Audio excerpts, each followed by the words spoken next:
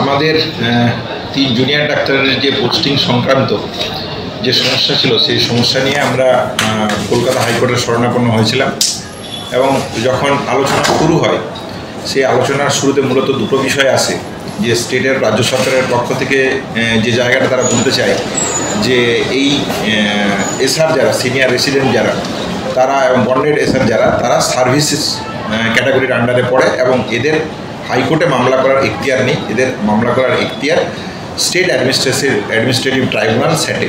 এই কথাটা তারা প্রথমে আলোচনা চান। এই নিয়ে দীর্ঘ আলোচনা হয়।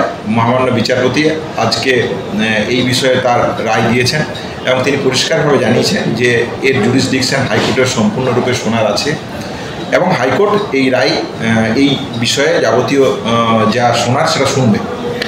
তাহলে এই হচ্ছে একটা জায়গাতে জুরিসডিকশনের পয়েন্টে আমাদের আন্দোলনের প্রথম এবং জয় বলেই আমরা মনে করছি এবং এর জন্য মহামান্য বিচারপতিকে ধন্যবাদ, কোর্টকে ধন্যবাদ।